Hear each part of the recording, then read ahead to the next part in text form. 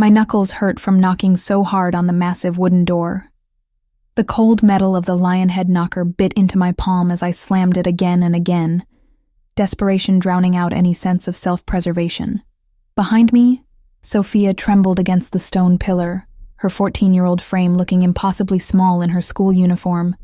Blood spattered the hem of her skirt, not hers, never hers. But the image of it made my stomach turn. "Please," I whispered to no one, to the door, to God if he was listening. "Please open." I had no plan beyond this moment. No backup, no phone battery left to call for help. Just the address I'd memorized months ago when a regular customer at the bar had mentioned it in passing. The Ravellini estate, where the most dangerous man in the city lived, where I hoped that danger might protect us instead of destroy us. Security lights suddenly flooded the entrance, blinding me. I heard the mechanical whir of cameras adjusting, focusing on our faces. Sophia made a small sound of fear and pressed closer to my back. My younger sister hadn't spoken a single word since I'd found her 20 minutes ago, running down the street 3 blocks from her school, eyes vacant with shock. "We shouldn't be here," she'd finally whispered when I'd pulled her into an alley to catch our breath. "Mia, they saw me. They know I saw them." That was all she'd managed before her voice broke entirely. The door swung open with surprising silence for something so heavy.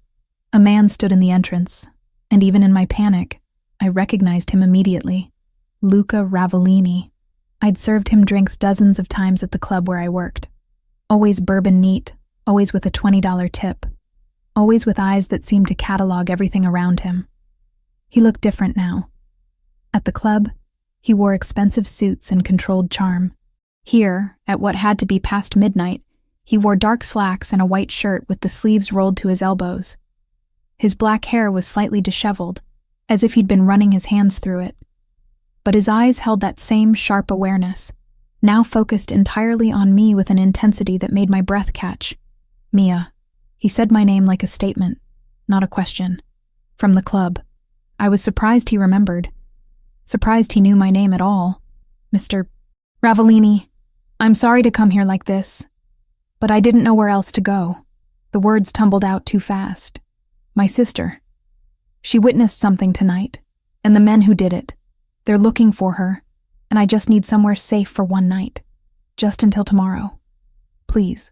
His gaze moved past me to Sophia, taking in her blood-stained uniform, her trembling hands, the hollow shock in her blue eyes. Something changed in his expression. Not softness exactly, but a shift toward something more human beneath the cold assessment. "Come inside." He stepped back, creating space for us to enter. Quickly, I didn't hesitate. I pulled Sophia through the doorway into a foyer that belonged in a museum. Marble floors stretched before us, reflecting the light from a crystal chandelier overhead. My worn sneakers squeaked against the pristine stone, leaving faint marks of dirt and desperation. Luca closed the door and engaged 3 separate locks with practiced efficiency. Then he touched something on his phone, and I heard the subtle sound of additional security measures activating around us. "Who's looking for her?" His voice remained calm, but I caught the edge beneath it. This was a man accustomed to threats, to violence, to making rapid decisions that others couldn't afford to question. "I don't know their names." I kept my arm around Sophia's shoulders, feeling her shake against me. "She was leaving debate club late. There was a man in the alley behind her school. She saw them kill him. 3 men. They turned around before she could run. One of them had a tattoo on his neck, a green dragon with red eyes." Luca's jaw tightened almost imperceptibly. The triad. The way he said it made my blood run colder. I'd heard rumors about different criminal organizations in the city, whispered conversations between customers at the bar who thought I wasn't paying attention. The triad was one of the names that made people lower their voices even further. "They chased her?" Luca asked. Sophia made a small sound. I answered for her. "She ran. She's fast, track team. She managed to lose them in the crowd near the subway, but I don't think for long. They were searching the streets when I found her. I couldn't take her home. Our apartment, they might know where we live. Schools have addresses on file. And if they're organized enough to..." I couldn't finish the sentence. The implications were too terrifying. You came here because you thought I could protect her. It wasn't a question. I met his dark eyes directly, forcing myself not to look away, despite every instinct screaming that staring at a man like Luca Ravellini was dangerous. I came here because I had nowhere else to go, and because I hoped you might understand what it means when bad people want to hurt someone innocent. For a long moment, he said nothing. He studied me with an intensity that felt like being X-rayed, like he could see past my fear to something deeper. Then his attention shifted to Sophia again, taking in the way she couldn't stop trembling, the way her fingers clutched at my jacket. "How old are you?" he asked her gently. Sophia's mouth opened, but no sound came out. I felt her panic rising. "She's 14, I answered. "She's in shock. I don't think she can talk right now." Luca nodded once, a single sharp movement. Then he pulled his phone out again and spoke into it in a tone that expected immediate obedience. "Marco, I need a perimeter check on the property. Possible triad movement in the city tonight. Yes, now. And get Romano up here." He ended the call and looked at me. "You'll stay tonight, both of you. Tomorrow we'll reassess the situation and determine next steps." Relief hit me so hard my knees almost buckled. "Thank you. I can't. I don't know how to thank you. You can start by telling me exactly what your sister saw." He gestured toward a doorway leading deeper into the house. "But first, she needs to get cleaned up and into something that isn't covered in blood." I followed him through rooms that spoke of wealth I couldn't begin to comprehend. Everything was dark wood and leather, expensive art on the walls, furniture that looked both comfortable and prohibitively costly. We climbed a wide staircase to the second floor, where he led us down a hallway lined with closed doors. He opened one, revealing a bedroom larger than our entire apartment. A king bed with navy sheets occupied the center, flanked by matching nightstands. Windows overlooked dark grounds that I could barely see through the security lighting. "There's a bathroom through there." Luca pointed to another door. "I'll have someone bring clothes and toiletries. You'll be safe here tonight." Sophia finally moved, pulling away from me to sink onto the edge of the bed. She stared at her hands, at the blood still under her fingernails from when she'd fallen while running. "The man they killed," I said quietly. "Do you know who he was?" If it was the alley behind Preston Academy, then yes. Luca's expression was grim. "District Attorney Marcus Webb. He's been prosecuting a money laundering case against several triad operations. This was either sending a message or eliminating a problem. Probably both." My stomach dropped. "Then they'll definitely want to make sure Sophia can't identify them." "Yes." He didn't soften it. Didn't try to make it less frightening. I appreciated that more than I could express. "Which is why you're going to tell me everything she remembers. Every detail. While it's still fresh. Then I'll decide how to handle this." The way he said handle made it clear he meant something far more permanent than calling the police. A knock on the door interrupted us. A large man entered, carrying what looked like folded clothing.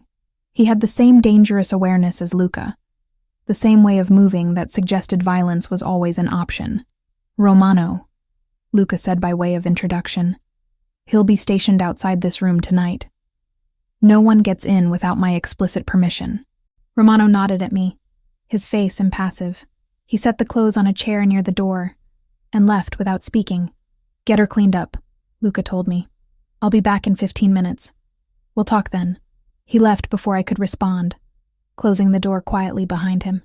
I heard him speaking to Romano in the hallway, too low for me to make out the words. Sophia hadn't moved from the bed. I knelt in front of her, taking her cold hands in mine. "Hey," I said softly. "Look at me." Her blue eyes finally focused on my face.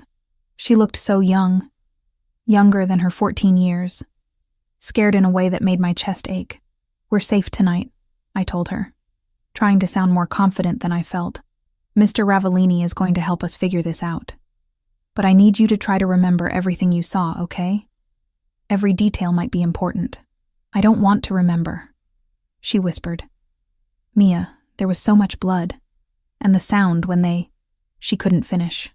"I know." I squeezed her hands. "But those men are dangerous, and the only way to stop them is to remember. Can you do that for me?" She nodded slowly, tears finally breaking free to stream down her face. "I'm sorry. I'm so sorry I got us into this." "Don't." I pulled her into a hug, feeling her sob against my shoulder. "Don't you dare apologize. You didn't do anything wrong. They did, and we're going to make sure they pay for it." I wasn't sure I believed that. I wasn't sure of anything except that I'd just put our lives in the hands of a man whose power came from the same darkness that was now hunting my sister. But I'd made my choice when I knocked on that door. Now I had to trust that Luca Ravellini's protection was worth whatever price it would eventually cost. After getting Sophia into the shower and into clean clothes that were far too expensive for sleepwear, I heard another knock. Luca entered carrying a tray with tea and what looked like cookies. The domesticity of it seemed wrong coming from him. "She should try to eat something," he said, setting the tray on the nightstand. "Sugar helps with shock." Sophia was curled up on the bed now, wrapped in a blanket despite the room's warmth. She looked at the cookies but didn't reach for them. Luca pulled a chair closer to the bed and sat, his movements unhurried. He didn't tower over her, didn't crowd her space. Instead, he waited until she looked at him voluntarily. "My name is Luca," he said, his voice gentler than I'd heard it before. "You're Sophia, correct?" She nodded slightly. "Sophia, I need you to tell me what you saw tonight. I know it's difficult, but the men who did this need to face consequences, and the only way that happens is if we know exactly who they are. Can you help me with that?" She glanced at me. I nodded encouragingly. "There were 3 of them," Sophia began, her voice barely audible. "The man, the victim, he was already on the ground when I came around the corner. One of them was standing over him, tall, dark jacket. He was the one with the tattoo. Green dragon on his neck, going up behind his ear. The dragon's eyes were red, and it had its mouth open like it was breathing fire." Luca's attention never wavered. "Good. That's very good. What about the other 2? One was shorter, heavy build. He had a gun. The other one was wearing a suit, like he'd come from an office or something. He was the one who saw me first." She swallowed hard. "He pointed at me and said something in another language. Not Spanish, something else. Mandarin, probably," Luca supplied. "Then what happened?" "I ran. The one with the tattoo started after me, but I cut through the construction site and came out on Franklin Street. There were people there, lots of them leaving the theater. I think that's the only reason they didn't catch me immediately. Did any of them get close enough to touch you?" "No. I'm fast." A hint of pride crept into her voice before fear swallowed it again. "But they saw my face clearly, and they know I saw them." Luca leaned back slightly, processing. "The blood on your uniform. How did that happen?" "I fell when I was running through the construction site. My hands landed in... There was blood on the ground. From the victim, I think. It hadn't dried yet." The clinical way she described it broke my heart. No 14-year-old should have to speak about murder with such careful precision. "You did well," Luca told her. "The details you remembered will be useful. Now I need you to rest. Tomorrow we'll talk more about keeping you safe, but tonight, you're protected. No one can reach you here." Sophia looked at him with something close to hope. "You promise?" He met her gaze steadily. "I promise, and I don't break my promises." There was something in the way he said it that made me believe him completely. This was a man whose word meant something, even in a world built on lies and violence. Luca stood and gestured for me to follow him to the door. Before leaving, he paused and looked back at Sophia. "Try to sleep," he said. "If you can't, there are books on the shelf, and the television remote is in the nightstand drawer. Romano is right outside if you need anything." We stepped into the hallway. Romano was indeed stationed there, standing with his back to the wall where he could see both directions of the corridor. "Your sister is brave," Luca said quietly.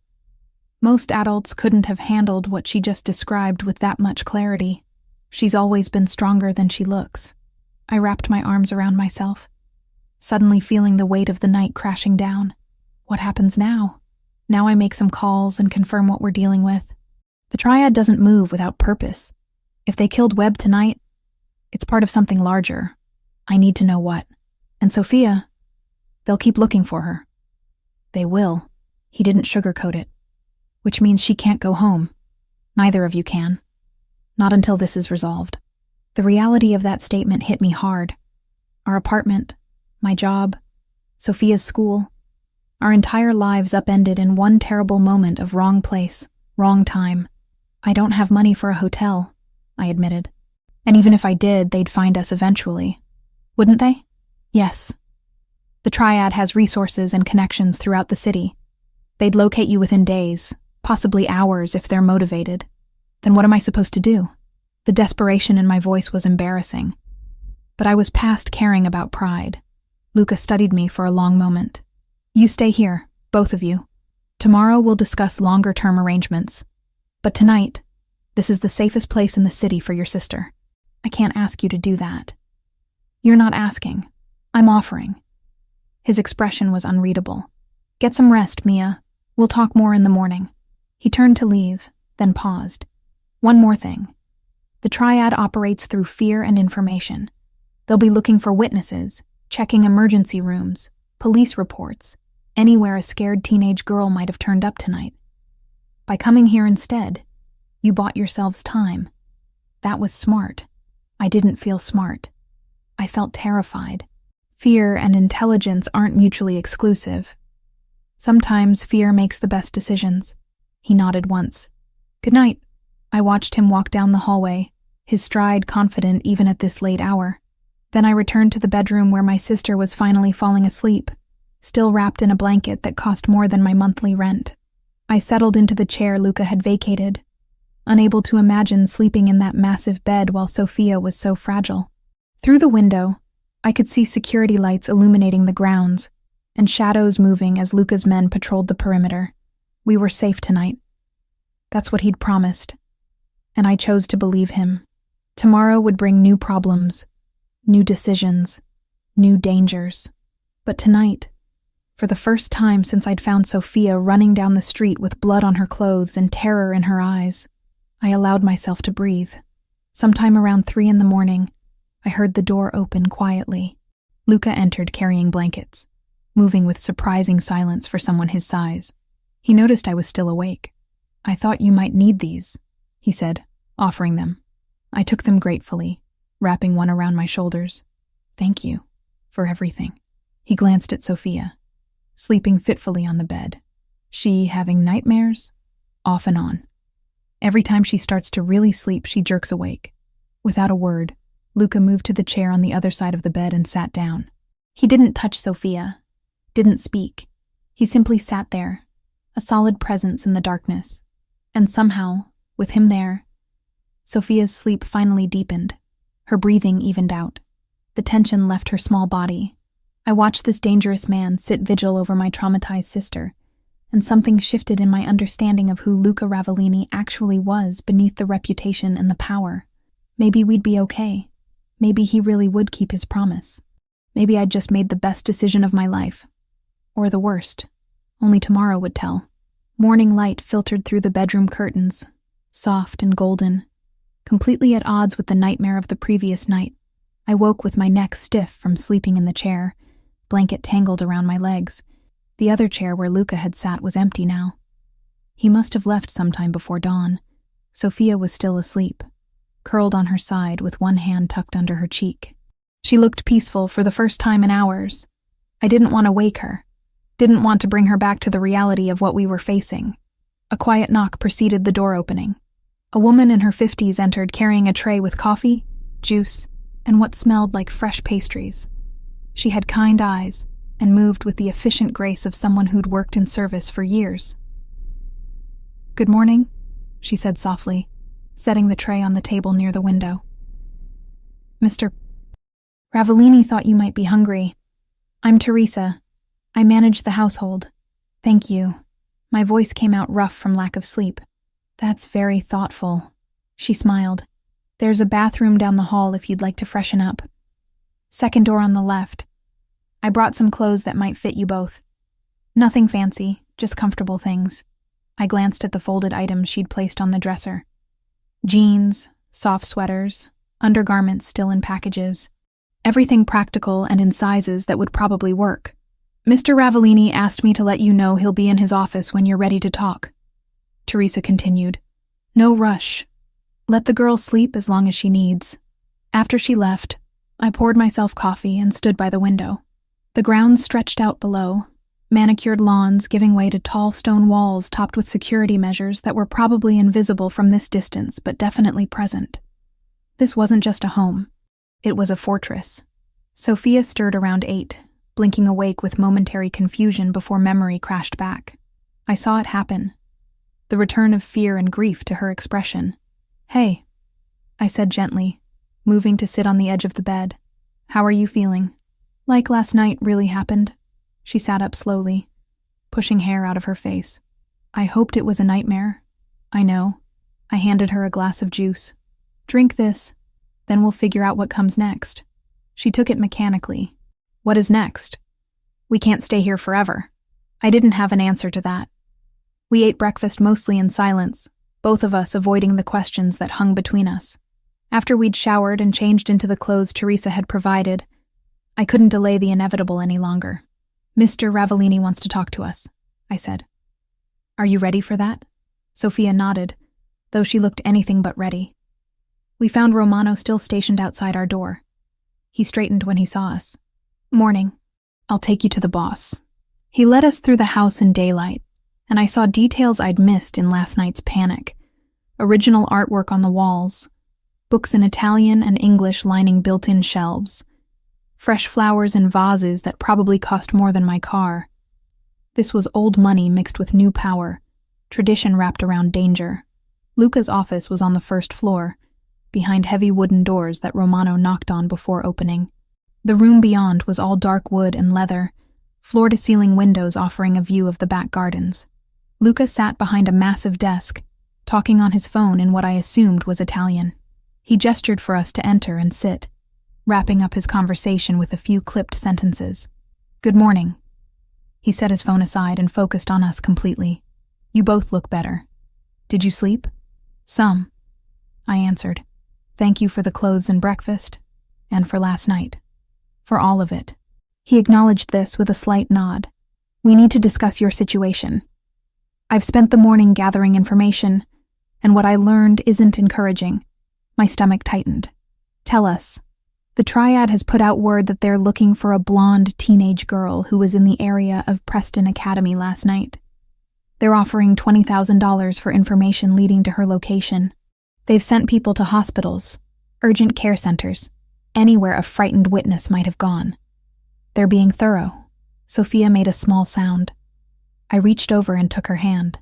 "The man who was killed," Luca continued, District Attorney Marcus Webb, was scheduled to present evidence next week in a major money laundering case. His testimony would have connected 3 Triad front businesses to their operations. With him gone, the prosecution's case is significantly weakened.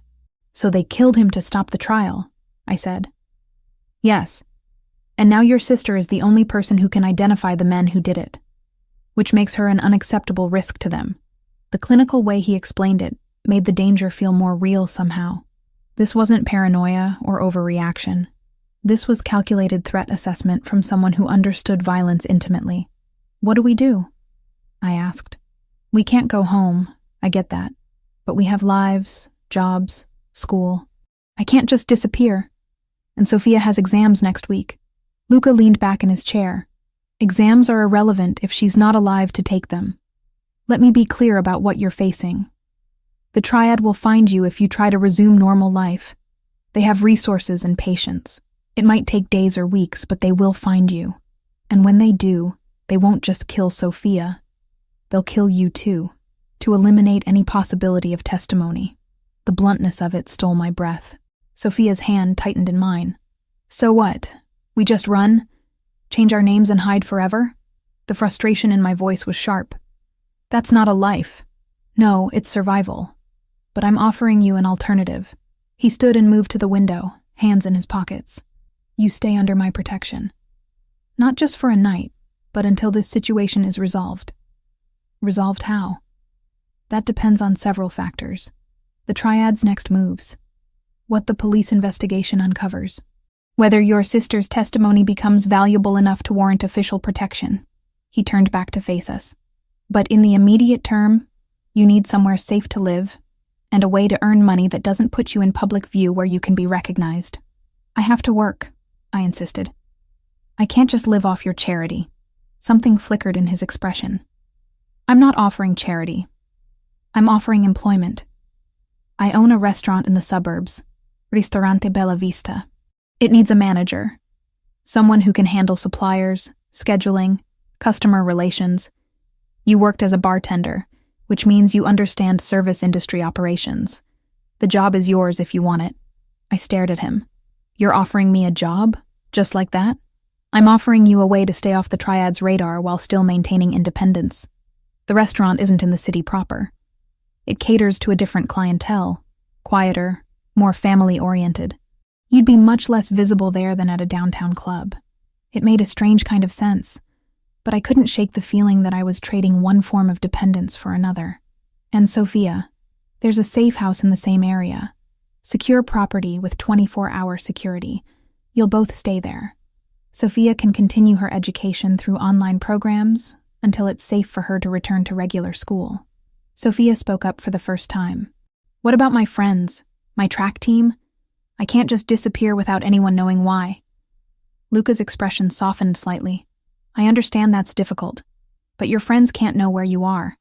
The Triad will question them, threaten them if necessary. The less they know, the safer they'll be. This is insane, I said, standing abruptly. You're talking about uprooting our entire lives. Moving to some safe house, hiding like criminals when we didn't do anything wrong. You're right. You didn't do anything wrong. His voice remained calm. But the Triad doesn't care about right and wrong. They care about eliminating threats. And right now, your sister is a threat to their operations and their freedom. I paced to the window, looking out at the peaceful gardens. Everything felt surreal. 24 hours ago, my biggest concern was making rent and helping Sophia study for her biology exam. Now we were discussing safe houses and hit lists. I need to think about this, I said finally. Of course. Take the day. But Mia, he waited until I looked at him. I need you to understand something. I don't make offers like this lightly. And I don't make them to people I don't believe can handle the situation. You came to my door last night because you knew it was the smart play. Don't second-guess that instinct now. Before I could respond, his phone buzzed. He glanced at it and frowned. Excuse me. I need to take this. He answered in Italian again, his tone shifting to something harder. The conversation was brief, and when he ended the call, his expression was grim. The Triad just sent someone to your apartment building. They spoke with your landlord. My blood ran cold. Did they get in? No. Your landlord told them he hadn't seen you in 2 days, which is apparently true based on your work schedule. But they left contact information and asked him to call if you returned. They know where we live. Sophia's voice was small. They've known since last night, Luca said. School records would have given them your address within hours. This confirms they're actively hunting you. I felt the walls closing in. Every option, every potential escape route was being cut off. Fine. We'll take your offer. The safe house, the job, all of it. But I need some things from our apartment. Photos, documents, my laptop. Give me a list. I'll have someone collect everything and bring it to you. You're not going back there. I can't just abandon everything we own. You can, and you will. His tone left no room for argument. Your belongings are replaceable. You and your sister are not. I wanted to fight him on it, but the rational part of my brain knew he was right. Going back to the apartment would be suicide. There's something else you should know, Luca said. I'm having my people reach out to contacts in the police department. There's a prosecutor who might be interested in Sophia's testimony. If we can arrange official protection through the district attorney's office, it would give you more options long term. You have contacts in the DA's office? I shouldn't have been surprised. I have contacts everywhere. Some owe me favors. This is how the city works, Mia. Power is built on relationships and leverage. It was a glimpse into his world. And I wasn't sure I wanted to see more, but I was already in it now, whether I wanted to be or not. Teresa appeared at the door. Sir, the car is ready. Luca nodded. Thank you. To us, he said. I'm having you move to the safe house this morning. You'll have privacy, security, and everything you need. Tomorrow we'll discuss the restaurant position in more detail. Everything was moving so fast. Too fast. But when I looked at Sophia, saw the fear still present in her eyes, I knew we didn't have the luxury of time. Okay, I agreed quietly. We'll go. The safe house turned out to be a modest 2-story home in a residential neighborhood 40 minutes outside the city. Nothing about it screamed security, but I noticed the reinforced windows, the subtle cameras, the way the 2 men who arrived before us did a thorough sweep before allowing us inside. The interior was comfortable without being ostentatious. Furnished living room, updated kitchen, 3 bedrooms upstairs. Someone had stocked the refrigerator and pantries with groceries. Fresh flowers sat on the dining table. It's nice, Sophia said, exploring the space with cautious curiosity. Weird, but nice. I understood what she meant. It felt temporary and permanent at the same time. A place to exist, but not to live. One of the security guards, a quiet man named Vincent, explained the protocols. Don't open the door for anyone we didn't recognize. Keep the curtains closed after dark. If we needed anything, call the number programmed into the phones they provided. After they left, Sophia and I stood in the kitchen, both of us at a loss for what to do next. Are we really going to stay here? She asked. For now, until we figure out something better. What if there isn't anything better? What if this is just our life now? I didn't have an answer that wouldn't sound like a lie. That evening, Luca arrived with boxes containing our belongings from the apartment. I hadn't expected him to bring them personally, had assumed he'd send someone. But he carried in 3 boxes himself, setting them carefully in the living room. Everything on your list, he said. Plus some additional items I thought you might want. Photo albums, your sister's track medals, things like that. I opened the top box and found my mother's jewelry case, the one piece of her I'd kept after she died. I hadn't even thought to put it on the list. How did you know? My voice came out thick. Teresa helped identify what might be important. She has good instincts about these things. I looked up at him, this dangerous man who'd thought to save my dead mother's jewelry. Thank you. Really. For all of this. He nodded. Sophia's in her room? Yeah, she's been drawing. Drawing what? The men from last night. She said it helps her remember details. Interest sharpened his expression. May I see? I called Sophia down. She came reluctantly, carrying a sketch pad. When she showed Luca the drawings, his reaction was immediate and intense. She'd captured 3 faces with remarkable detail. The man with the dragon tattoo. The heavy-set man with hard eyes. The one in the suit who'd spotted her first. These are excellent, Luca said. Very detailed. Would you be willing to keep working on them?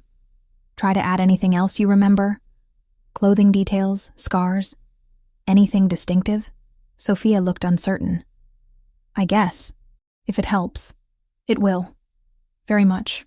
He handed the sketch pad back carefully. You have real talent, Sophia. A hint of pride touched her face before fading back to worry. After she returned upstairs, Luca turned to me. Those drawings could be valuable. If we can identify the men, it gives us leverage. Leverage for what? For keeping you safe. For resolving this situation in a way that doesn't require you to hide forever. He moved toward the door. I'll be back tomorrow to discuss the restaurant position. In the meantime, try to rest. You're safe here. After he left, I unpacked our belongings, trying to make the safe house feel less temporary. But every item I placed, every photo I set on a shelf, felt like admitting this was real. We were in hiding. Our lives had been reduced to boxes in a borrowed house, protected by a man whose power came from the same darkness that threatened us. Sophia came downstairs as I was finishing. She held up her sketch pad. I remembered something else. The tattoo guy had a scar on his left hand, between his thumb and first finger, shaped like a crescent moon. I pulled her into a hug. That's good. That's really good. Mia? Her voice was muffled against my shoulder. Do you think we'll ever go home? I held her tighter, unable to give her the answer she wanted, because the truth was, I didn't know if home existed anymore, or if it ever would again. 2 weeks had passed since we'd moved into the safe house, and I was beginning to understand what Luca had meant about routine being its own form of security. Every morning at 7, I drove the 15 miles to Ristorante Bella Vista, a charming Italian restaurant tucked into a quiet shopping district. A nondescript sedan stayed 2 cars back the entire way. Different driver, different vehicle depending on the day. Close enough to keep me alive, far enough to let me pretend I was simply commuting. Every evening, I returned to Sophia, to homework and therapy appointments, and the careful reconstruction of a life that felt both foreign and familiar. The restaurant had been struggling before I arrived, not failing exactly, but coasting on reputation without real attention to detail. The previous manager had left suddenly, something about family issues that no one wanted to discuss. I suspected Luca had arranged the opening specifically for me, but I chose not to ask. Pride only mattered if you had the luxury of options. My first day had been overwhelming. Staff who clearly wondered who this newcomer was and why the owner trusted her with his business. Suppliers who tested my knowledge and authority. A kitchen that ran on organized chaos and the head chef's temperamental genius. But I'd worked in service long enough to understand the rhythms, to know when to push and when to listen. By the end of the first week, I'd reorganized the inventory system, renegotiated contracts with 2 suppliers who'd been overcharging, and implemented a new reservation system that reduced wait times. The staff stopped questioning my presence and started asking my opinion. The chef, a large man named Antonio, who intimidated everyone, actually smiled when I complimented his osso buco. Luca had visited twice that first week, ostensibly to check on operations, but really, I suspected, to see if I'd sink or swim. He'd watched me handle a difficult customer with diplomacy, negotiate with a wine distributor over pricing, and calm Antonio down when a delivery arrived late. Each time, I'd caught him observing me with an expression I couldn't quite read. Approval, maybe. Or calculation. "You're good at this," he'd said after the second visit, standing in the office as I reviewed the week's numbers. "I like solving problems, making things work better than they did before." I'd glanced up from the ledger. "Why does that surprise you?" "It doesn't. But knowing someone is capable and watching them prove it are different things." There was weight behind his words that I didn't fully understand yet, but I felt it, the shift in how he looked at me. Not as a woman he was helping, but as someone who belonged in his world on her own merit. Sophia's adjustment had been harder. Online classes couldn't replace the social interaction she craved, and therapy sessions dredged up trauma she wanted to bury. But her psychologist, Dr. Sarah Hawthorne, was patient and skilled at helping Sophia process what she'd witnessed, without being consumed by it. The drawings continued. Sophia had filled an entire sketch pad with increasingly detailed portraits of the 3 men. She'd remembered the heavy-set man had a gold chain, that the one in the suit wore expensive cufflinks with some kind of symbol. Every session with Dr. Hawthorne seemed to unlock new details, and Sophia transferred them to paper with careful precision. "It helps," she'd explained one evening, while working on a particularly difficult angle of the dragon tattoo. "When I draw them, they're just shapes and shadows, not real people who could hurt us." I'd hugged her then, grateful for whatever mechanism was helping her cope. Luca had started visiting the safe house more frequently, always with plausible reasons. Checking security, reviewing Sophia's drawings, discussing restaurant business that couldn't wait until morning. But the visits stretched longer each time, and the excuses grew thinner. One evening, he arrived as I was making dinner. Pasta with vegetables. Nothing fancy, but better than the takeout we'd been living on. Sophia was upstairs on a video call with Dr. Hawthorne, their twice-weekly session. "Smells good," Luca said, entering the kitchen without invitation. He'd grown comfortable here, shedding some of the formality he maintained everywhere else. Just pasta. Nothing like what Antonio makes. Antonio is a professional. This is better. I glanced at him surprised. How is home cooking better than restaurant quality? Because it's made for specific people, not anonymous customers. There's intention behind it. He leaned against the counter, watching me stir the sauce. My mother used to say you could taste the difference between food made with care and food made with obligation. It was the first time he'd mentioned his mother. In 2 weeks of increasing familiarity, Luca had remained carefully opaque about his personal history. I knew the public facts, the things anyone could find with a quick search. But the private details, the human moments behind the reputation, those he guarded closely. "Is she still alive?" "Your mother?" "No. She died when I was 23. Heart attack. Fast, at least. She didn't suffer long. The matter-of-fact delivery didn't hide the old grief underneath. I wanted to ask more, but sensed the door closing as quickly as it had opened. Sophia came downstairs then, rescuing us both from the weight of the conversation. She brightened when she saw Luca, and I'd noticed that happening more often. She sought his presence, relaxed when he was around in a way she didn't with the security guards, or even with me sometimes. "How was your session?" he asked her. "Okay. Dr. Hawthorne says I'm making progress." Sophia grabbed a soda from the refrigerator. "She thinks the drawings are helping with processing, which is good because I remembered something else today." "What did you remember?" "The guy in the suit. He had a watch. Really expensive looking, with a black face and gold hands. And there were marks on it, scratches, like he'd worn it a long time." Luca's attention sharpened. "That's excellent detail, Sophia. Can you add it to the drawing?" "Already did." She pulled out her phone and showed him a photo of the updated sketch. He studied it carefully. "May I send this to someone?" Sophia looked uncertain. "Who?" "A contact who might be able to identify these men based on the details you've provided. The more we know about who they are, the better we can protect you." She glanced at me. I nodded, and she agreed. Luca immediately forwarded the image, typing a message I couldn't see. Dinner was surprisingly comfortable. We ate at the kitchen table, conversation flowing easily between updates about Sophia's schoolwork, funny stories about restaurant customers, and Luca's dry observations about city politics. It felt almost normal, like we were a family instead of 3 people thrown together by violence and necessity. After dinner, Sophia disappeared upstairs to work on homework, leaving Luca and me to handle dishes. I washed while he dried, falling into an easy rhythm that suggested we'd done this dozens of times instead of just once before. "She's doing better," he observed, putting away a plate. "Less fearful than 2 weeks ago. The routine helps." And feeling safe, I handed him another dish, our fingers brushing briefly. The contact sent an unexpected warmth up my arm. "You're good with her, patient." I didn't expect that. "Why not?" "Because patient isn't exactly the adjective people use to describe you." He smiled slightly. "People see what I want them to see. Power requires a certain reputation. And what do you want me to see?" The question came out before I could stop it. Too personal, too direct. But Luca didn't deflect. He set down the towel and turned to face me fully. The truth, whatever that means.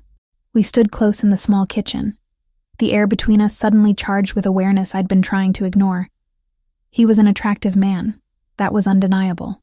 But attraction felt dangerous when combined with dependence, with the power imbalance that defined our situation. "Mia," he said quietly, "I need to tell you something." Whatever he'd been about to say was cut off by his phone buzzing insistently. He checked it, and his expression went cold. Motion sensors on the north perimeter. "Someone's approaching the property." Fear spiked through me. "The triad?" "I don't know yet, but we're not taking chances." He was already moving, making calls in rapid succession. "Vincent, Romano, get here now. Full alert." Within seconds, the house security system activated with a soft chime. Luca grabbed my arm and pulled me toward the hallway. "Get Sophia. Safe room now." I ran upstairs, my heart hammering. Sophia looked up from her homework, immediately reading the alarm on my face. "What's wrong?" "Someone's outside. We need to go to the safe room." We'd been shown the safe room on our first day but never expected to use it. Located behind a false panel in the master bedroom closet, it was a small reinforced space with its own ventilation, phone line, and emergency supplies. Sophia didn't argue, didn't ask questions. We moved fast, and I was grateful for every track practice that had taught her to respond quickly under pressure. I heard Luca's voice downstairs, calm but commanding, issuing orders I couldn't quite make out. The safe room was cramped, just large enough for 2 people to sit comfortably. A small monitor showed feeds from the exterior security cameras. I watched grainy black and white images of men moving along the perimeter fence, testing for weaknesses. "How many?" Sophia whispered.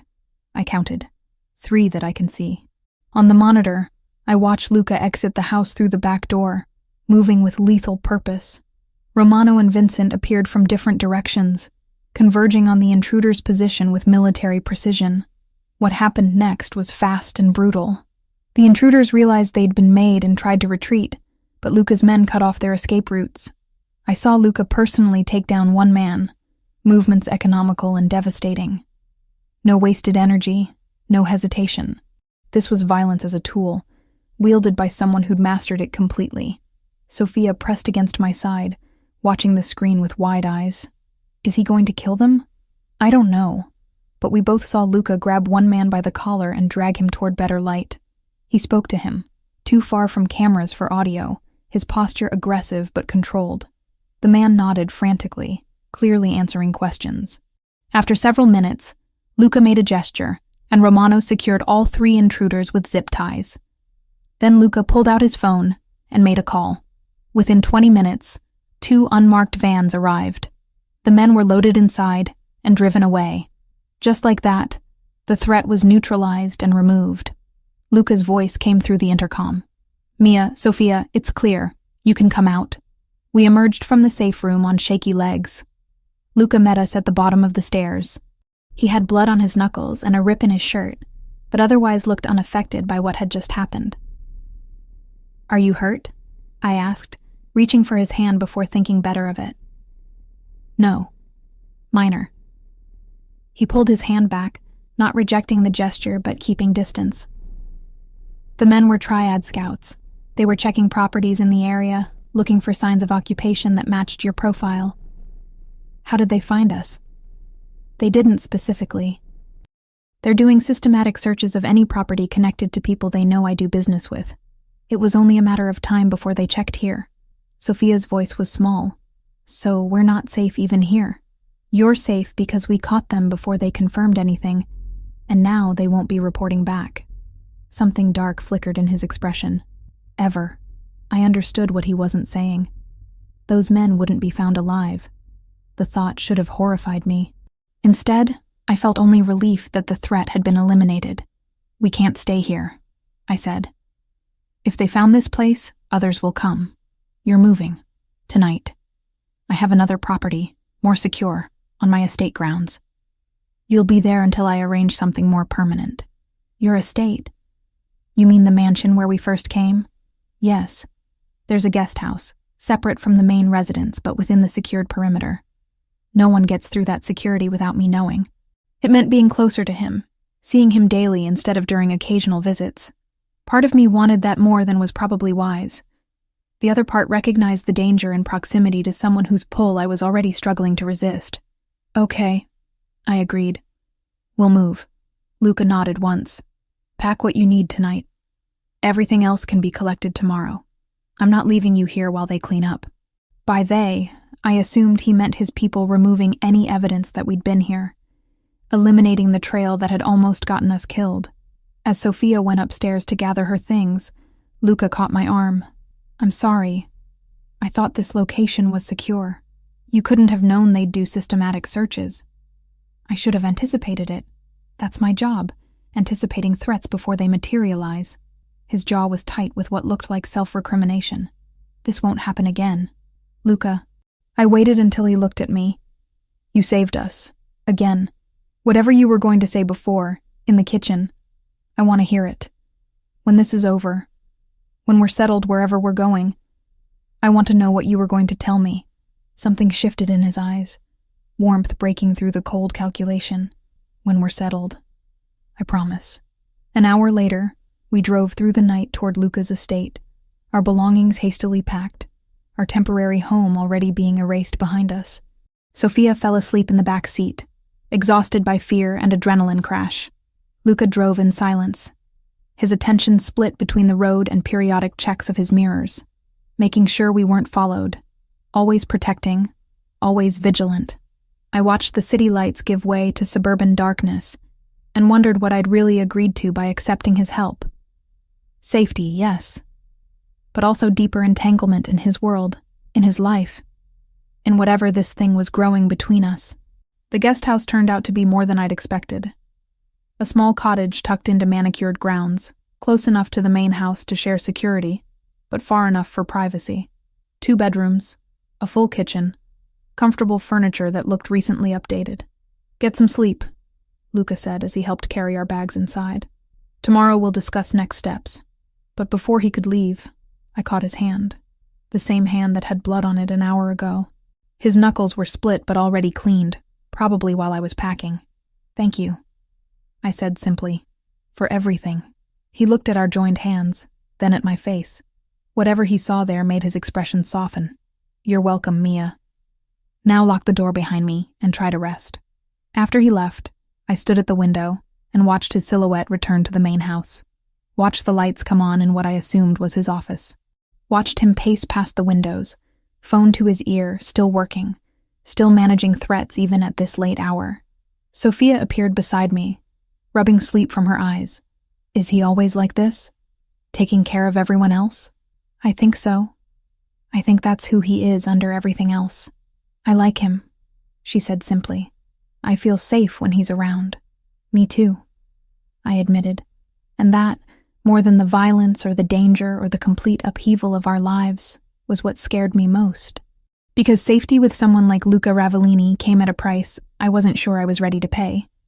1 month into our new life on Luca's estate, I'd stopped looking over my shoulder every few minutes. The constant vigilance that had defined our first weeks was giving way to something that almost resembled normalcy. Almost. The guest cottage had become home in ways I hadn't expected. Sophia decorated her room with posters and fairy lights, creating teenage sanctuary within our protected bubble. I'd established routines that gave structure to days that might otherwise blur together. Morning coffee on the small patio, evening walks along the secured perimeter paths, dinners that we sometimes shared with Luca when his schedule allowed. The restaurant continued to thrive under my management. Revenue was up 18% from the previous month, and Antonio had started calling me his secret weapon with suppliers. I'd discovered I had a knack for this work, for seeing potential improvements and implementing them efficiently.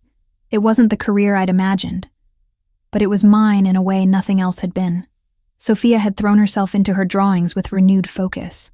What had started as trauma processing had evolved into something more purposeful.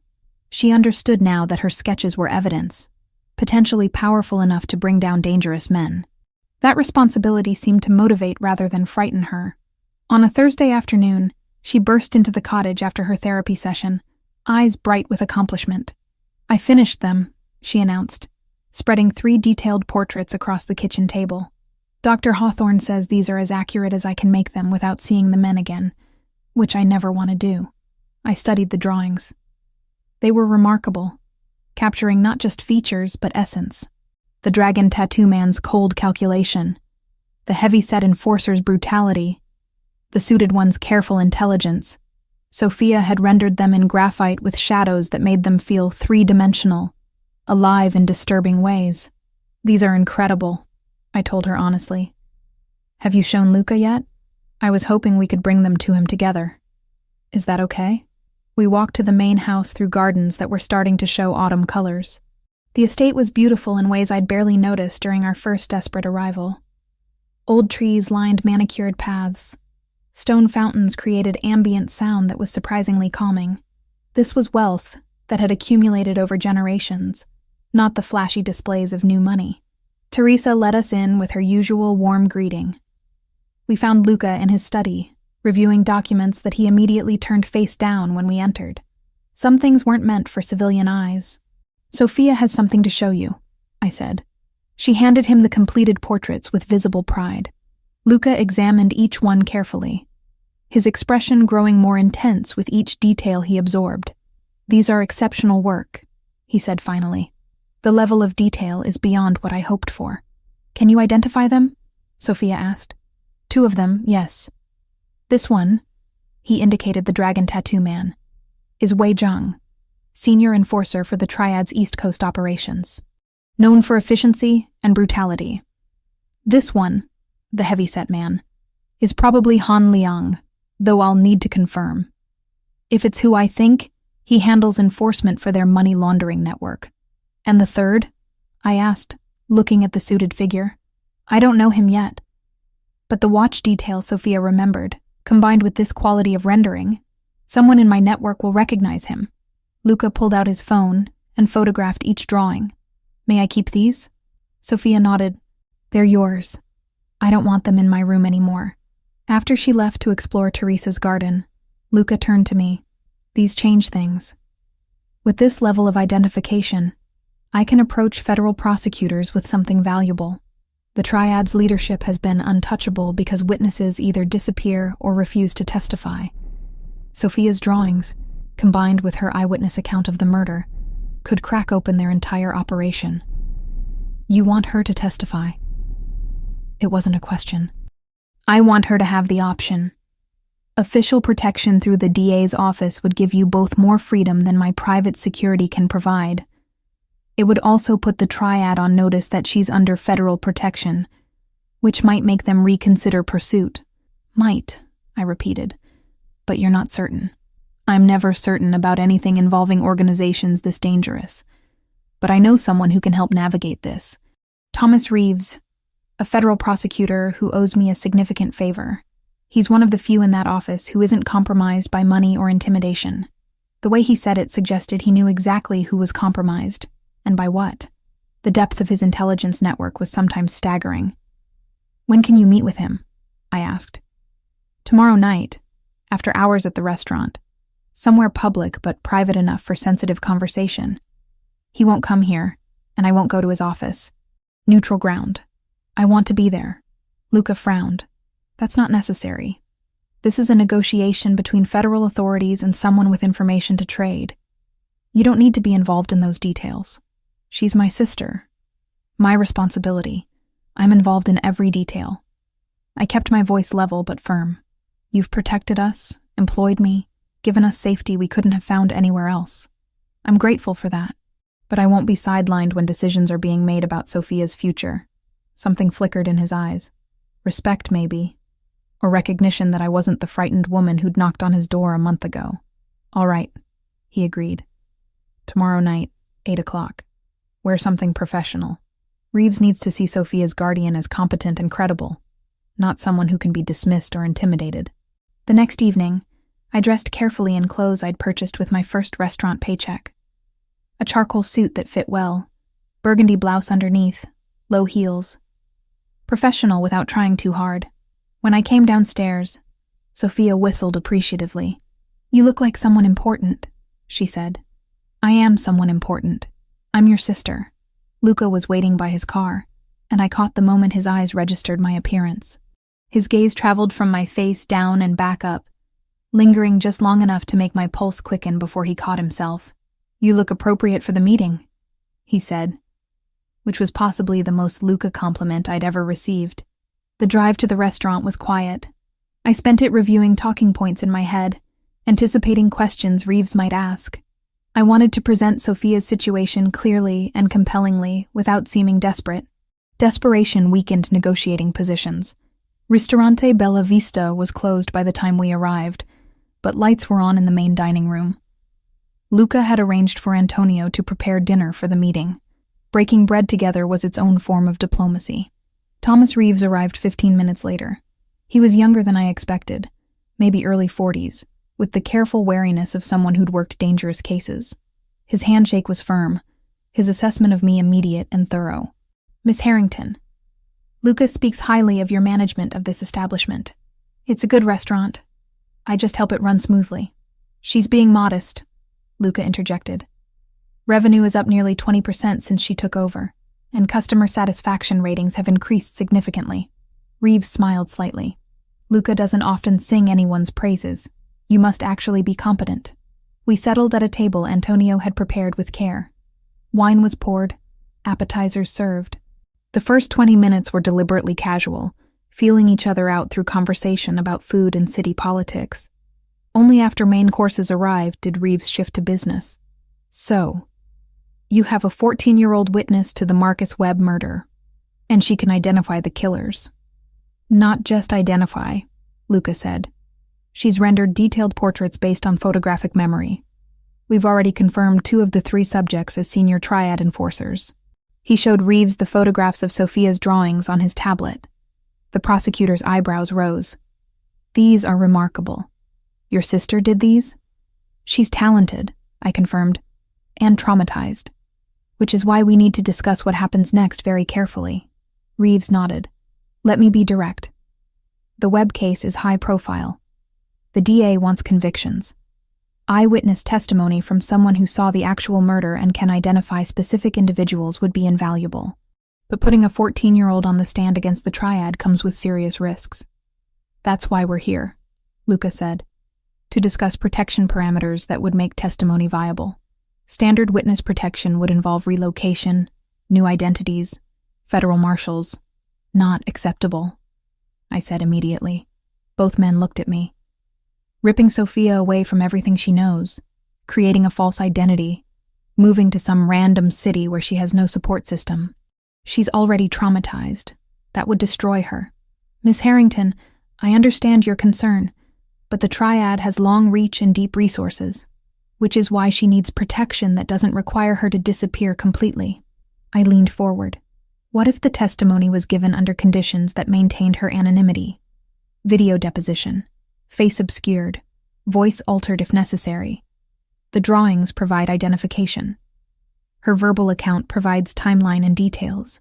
The jury doesn't need to see her face to hear her story. Reeves considered this. That's an interesting approach. It would require judicial approval, but for a minor witness in a case this significant, a judge might grant it. And the protection? I pressed. What happens between now and trial? During trial preparation? After the verdict? That depends on threat assessment. If the triad discovers her identity before trial, standard relocation becomes necessary regardless of testimony conditions. So the key is maintaining her anonymity throughout, Luca said, which means limiting who knows her identity within your office. No leaks, no casual mentions, no administrative assistants with access to witness files who might be compromised. Reeves's expression hardened slightly. You're suggesting my office has security issues. I'm stating facts. The triad has purchased influence throughout city government. Assuming your office is immune would be naive. Tension crackled between them until I interrupted. What if we establish clear protocols? Sophia's identity is known only to you and one other senior prosecutor you trust completely. All documentation refers to her as Witness J or similar designation. Interview preparation happens off-site at secure locations. And if there's any indication of leak or compromise, we pull her from the process immediately. You'd walk away from federal protection? Reeves asked. If it meant keeping my sister safe? Absolutely. Something in my tone made him reassess. You're not the typical terrified witness seeking help. You're negotiating terms. Because I understand that you need Sophia's testimony as much as we need your protection. That makes this a negotiation, not a favor. Luca's hand found mine under the table, squeezing briefly. Approval, support, something that sent warmth through me despite the tension of the moment. Reeves sat back, considering. All right, here's what I can offer. Anonymity protocols as you suggested, with witness identity restricted to myself and the lead prosecutor. Video deposition with identity protection approved by the judge. Federal protection during preparation and trial period, but private security supplementing our measures if you prefer. After conviction, we reassess based on threat level. And if threat level remains high indefinitely? I asked. Then we discuss long-term options. But Miss Harrington, I'll be honest. The triad's leadership is aging out. Younger generation wants legitimacy, distance from street violence. Successful prosecution of Webb's murder could fracture their organization, reduce their operational capacity significantly. Your sister's testimony might actually end the threat, rather than extend it. It was the most hopeful thing I'd heard since this nightmare began.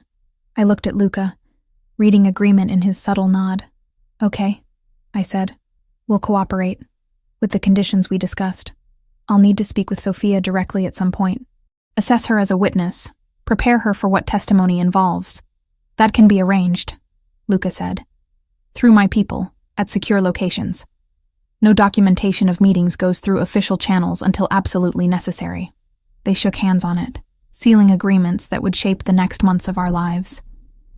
After Reeves left, Luca and I remained at the table. Antonio had discreetly disappeared into the kitchen, giving us privacy. You were impressive tonight, Luca said. Reeves is notoriously difficult to negotiate with. You held your own. I had motivation. Sophia's safety isn't negotiable. Still, most people fold under pressure from federal prosecutors. You pushed back intelligently, proposed solutions instead of just resisting his terms. That takes confidence and strategic thinking. The praise warmed me more than it should have. I've been watching you work, learning how you navigate complicated situations. Is that what you've been doing? Watching me? There was something in his tone, an edge of awareness that made my breath catch. We were alone in the restaurant. Dim lighting creating intimacy the space didn't usually possess. The air between us felt charged suddenly, heavy with things unspoken. I noticed things, I admitted. How you handle people, how you assess situations, how you make decisions that balance immediate needs against long-term consequences. And what else do you notice, Mia? He'd moved closer without me realizing, or maybe I'd leaned in. The table between us felt like insufficient barrier against whatever was building in the space we occupied. I noticed that you care, I said quietly. Despite the reputation, despite the violence, despite everything people fear about you, you care about protecting people who matter to you. You care about doing things right, even when right is complicated. You matter to me. The statement was direct, unguarded. Both of you. I stopped pretending otherwise weeks ago. My heart hammered. Luca, I know. Bad timing, power dynamics, all the reasons this is complicated. He reached across the table, his fingers brushing mine. But I need you to know that how I see you has changed. You're not someone I'm helping anymore. You're someone I want in my life. The confession hung between us, weighted with possibility and danger. I should have pulled back, maintained the professional distance that kept things uncomplicated. Instead, I turned my hand over, letting our fingers interlace. I don't know how to do this, I admitted. You're my employer, Sophia's protector, the person we depend on for safety. How do I separate genuine feeling from gratitude or dependence? You don't, not completely. But Mia, I've been where you are. I know what it's like to question whether emotion is real or circumstantial. After my wife died, I thought I'd never feel anything genuine again. The revelation stopped me cold. You were married? For 6 years. She died 8 years ago. Car accident. Drunk driver ran a red light. His voice was matter-of-fact, but pain edged every word. I loved her completely. When she died, I locked that part of myself away. Safer not to feel, not to risk that kind of loss again. Until now? The question was barely a whisper. Until you knocked on my door at midnight with your terrified sister and your desperate courage. Until you proved yourself capable and intelligent and unwilling to be diminished by circumstance. Until I started finding excuses to visit, just to see you. We were standing now. Though I didn't remember moving, the table no longer separated us. Luca's hand came up to brush hair from my face, his touch gentle despite the violence I knew those hands capable of. This is a bad idea, I said, even as I leaned into his touch. Probably. His thumb traced my cheekbone. Tell me to stop. I should have. Every rational thought screamed that this complicated everything, put emotion into a situation that needed clarity. But rationality had nothing to do with the pull I felt toward him, the way my body responded to his proximity. He leaned in slowly, giving me time to pull away. His breath warm against my lips. Another second, and the space between us would disappear completely. I stepped back. The loss of contact was physically painful, but necessary. Luca's hand dropped immediately, respect overriding desire. I can't, I said, voice shaking. Not like this. Not when there's so much power imbalance between us. Not when I don't know if what I feel is real, or just reaction to everything you've done for us. I understand. His voice was rough but accepting. I shouldn't have pushed. You didn't push. I wanted it too. That's the problem. I wrapped my arms around myself. Luca, you employ me. You protect Sophia. We live in your house, eat food you provide, exist in safety you maintain. How do I know I'm making choices freely when you control so much of my life? The stark honesty of it settled between us. He nodded slowly. You're right. I didn't see it that way, but you're right. He stepped back further, creating physical distance. I'm sorry. That was inappropriate. No, it wasn't inappropriate. It was honest. But the timing is wrong. Maybe after this situation resolves, After Sophia testifies and we're not living in crisis mode. After I've established real independence beyond what you've given me. Maybe then we could see if this is real. And if it is, then we'll deal with it. Together. As equals. Something in his expression softened. Equals. I like that idea. We stood there for a long moment, the almost kiss hanging between us like a promise or a regret. Finally, Luca cleared his throat. We should go. Sophia will wonder where we are. The drive back to the estate was quiet, but not uncomfortable. Something had been acknowledged, even if not acted upon. The air felt clearer somehow, honest in ways it hadn't been before. At the cottage door, Luca paused. For what it's worth, Mia. Everything I said tonight was true. Not circumstantial. Not complicated by obligation or power. Just true. I believe you. Which is why I need to wait until I can say the same without doubt. He nodded once and left. I watched him walk back to the main house, shoulders straight, despite what had to be disappointment or frustration. Inside, Sophia was already asleep. I stood at her doorway watching her peaceful breathing, thinking about the meeting with Reeves, and the almost kiss with Luca, and the complicated tangle our lives had become. We had a path forward now. Federal cooperation, protection protocols, hope for resolution. But we also had this new thing between Luca and me. Undefined, but undeniable.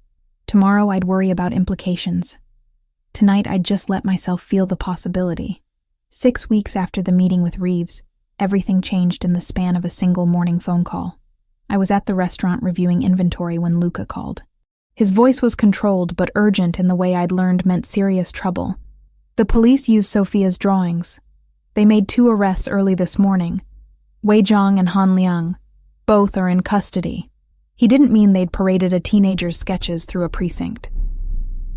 Reeves had his people extract only the identifiers, the tattoos, the scars, the expensive watch, then built the warrants on surveillance and sources already in motion. Sophia's name never touched a report. The drawing stayed locked away, useful only as a map in the right hands. I gripped the phone tighter. That's good news, right? Yes and no. The third man escaped, and now the triad knows someone provided detailed identification that led to the arrests. They'll be looking for retaliation. My stomach dropped. Against Sophia? Against me. You and Sophia are under my protection, which makes me the target. They'll try to hit my operations, my people, anything that weakens my position. I'm moving you both tonight. Not the cottage. Somewhere more secure. Where? There's a reinforced space within the main house. It was built as a panic room originally, but I had it expanded years ago. Separate living quarters, self-contained systems. You'll be safer there than anywhere else while this plays out. The idea of moving into Luca's house, living in even closer proximity, sent conflicting emotions through me. We'd maintained careful distance since the almost kiss at the restaurant. Professional interactions, polite conversations when he visited Sophia, nothing that acknowledged the tension that still hummed between us whenever we occupied the same space. How long? I asked. Until the triad makes their move and I respond. Could be days, could be weeks. That evening, Romano and Vincent escorted us to the main house with our essential belongings. The bunker entrance was concealed behind a bookshelf in Luca's private study. The space beyond was far more comfortable than I'd anticipated. 2 bedrooms, a full bathroom, small kitchen area, and a living room with comfortable furniture. Monitors showed security feeds from around the estate. Emergency supplies lined one wall. It's like a fancy underground apartment, Sophia observed, exploring with cautious interest. It's a fortress, Luca corrected, entering behind us. Nothing gets through the estate security, and even if it did, this space is designed to withstand assault for extended periods. The casual way he discussed assault made the danger feel more real. This wasn't hypothetical anymore. The triad was actively hunting for ways to hurt him because he'd protected us. That night, the first sign of retaliation came. Explosions rocked 2 of Luca's shipping warehouses on opposite sides of the city. No one was killed, but the message was clear. The triad was declaring war. Luca didn't come downstairs that night. Through the security monitors, I watched lights burning in his office until dawn as he coordinated responses, called in favors, repositioned his people for whatever came next. By the second day, reports came in of skirmishes between Luca's men and Triad enforcers. Nothing that made the news, but enough that the criminal underworld was buzzing with speculation about full territorial war. Is he going to be okay? Sophia asked that evening as we watched Luca pace his office through the monitor feed. I don't know, I admitted. But I know he's good at this, surviving, protecting what's his. We're what's his now, aren't we? The simple observation carried weight I couldn't fully process. I think so. In his mind, at least. And in yours? I looked at my sister. She'd grown up so much in the past weeks. Trauma had stripped away some of her innocence, but it had also sharpened her perception. She saw things clearly now. Yeah, I said quietly. In mine too. By day 4, we'd fallen into strange routines. I worked remotely, managing the restaurant through phone calls and video conferences with Antonio. Sophia continued her online classes and therapy sessions with Dr. Hawthorne via secure video.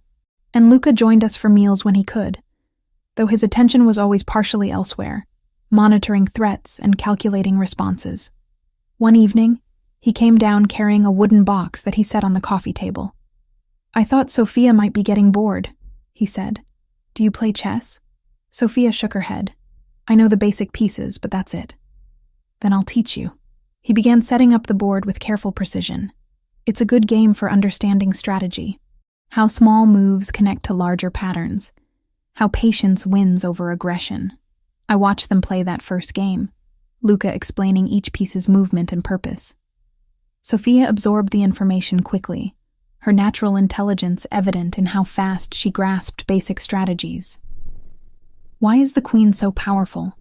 She asked, studying the board. Because she can move in any direction without limitation. The king is important, but the queen does the real work protecting him. That seems backwards.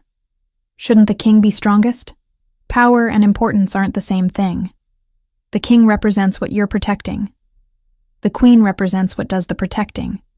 In my world, that's often how it works. The thing that matters most is rarely the thing that fights.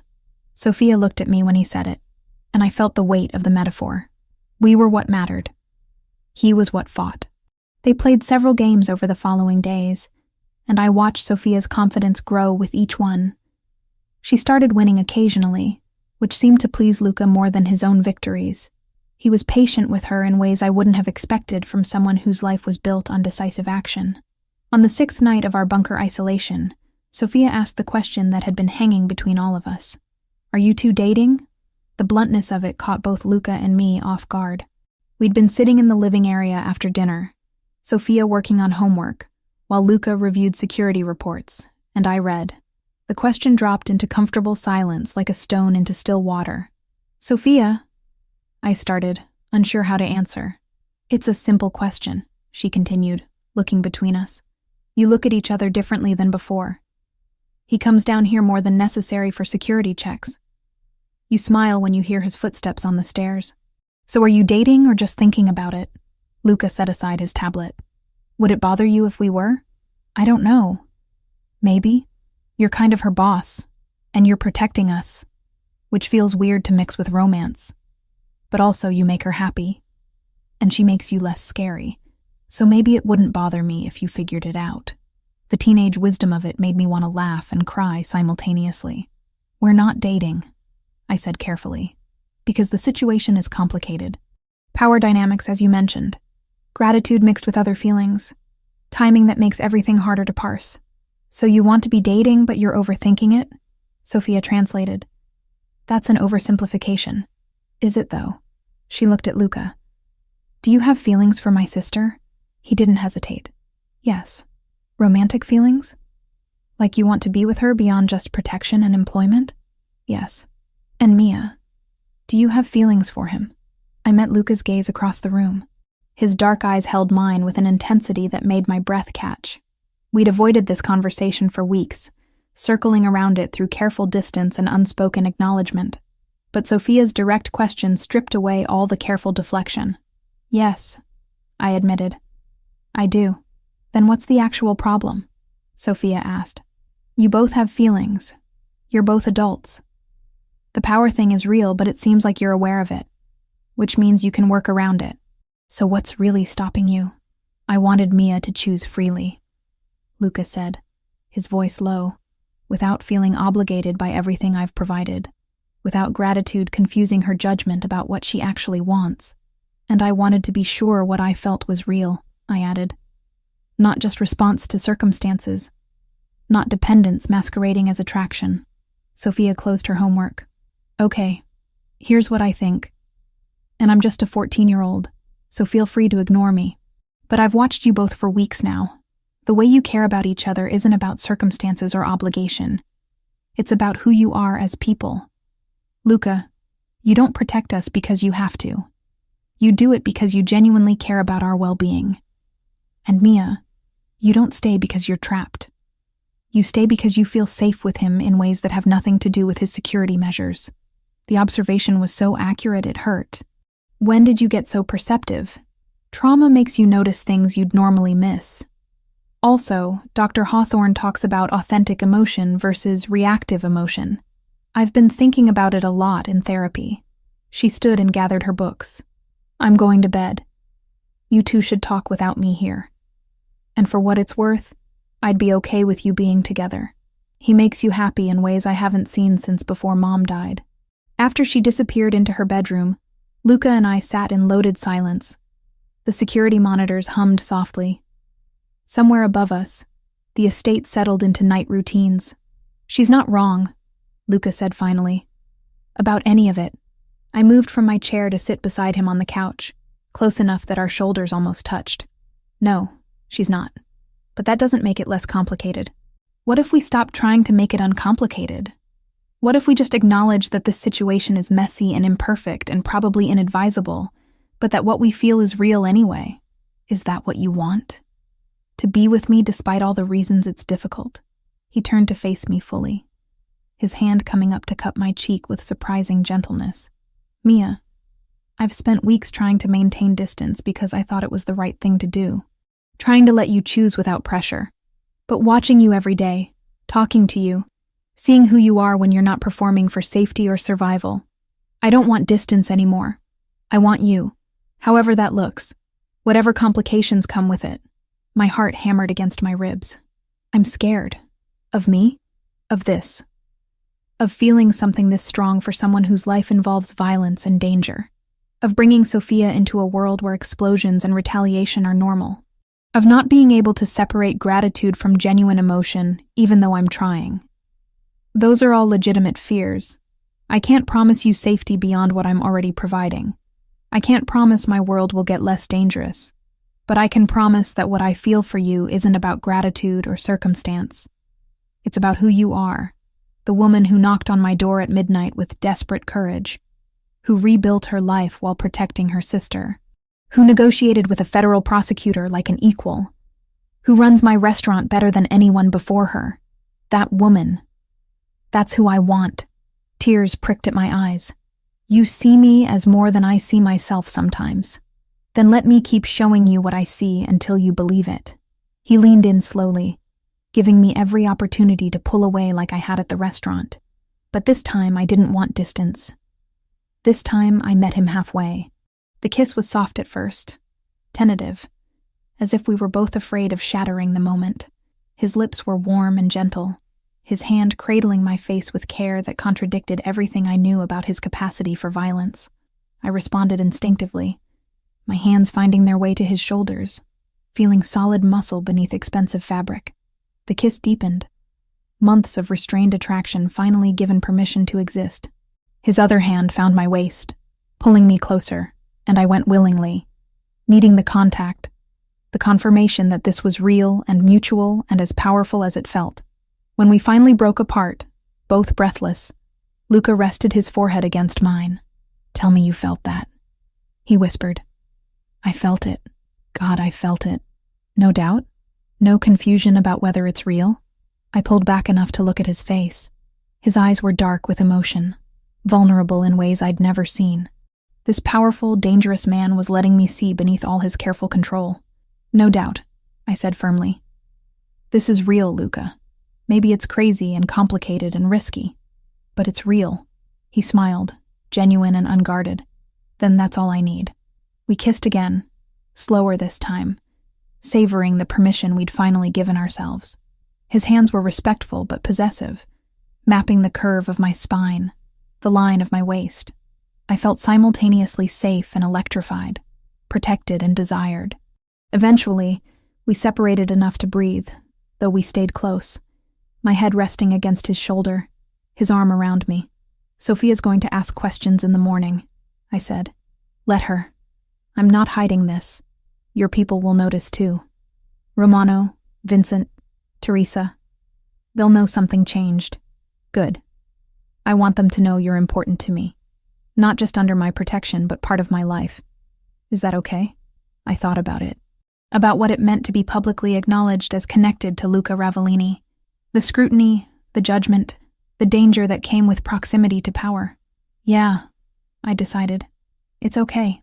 We stayed like that for a long time, wrapped in each other, the security monitors casting soft light around us. Somewhere above, the war with the triad continued. Threats lurked in shadows. Our lives remained precarious and complicated. But in that moment, in that underground sanctuary, we'd found something worth protecting beyond just survival. We'd found each other. And despite everything, that felt like the safest thing of all. From her bedroom doorway, Sophia watched us with a small, satisfied smile. I caught a glimpse of her retreating back, saw her genuine happiness at seeing us together. For the first time since witnessing that murder, she looked at ease, like the broken pieces of our lives were finally arranging themselves into something that made sense. She's watching, I murmured against Luca's shoulder. I know. She's been checking on us periodically through the crack in her door for the last 15 minutes. Why didn't you say something? Because she needed to see this. To know that the adults in her life can find happiness, even in difficult circumstances. To understand that what we're building includes her and considers her. His awareness of Sophia's emotional needs struck me deeply. He wasn't just protecting her body. He was protecting her ability to trust and hope and believe in good things. I love you, I said, the words surprising me even as they emerged. Luca pulled back to look at me, his expression arrested. Say that again. I love you. I probably have for weeks, but I was too scared to name it.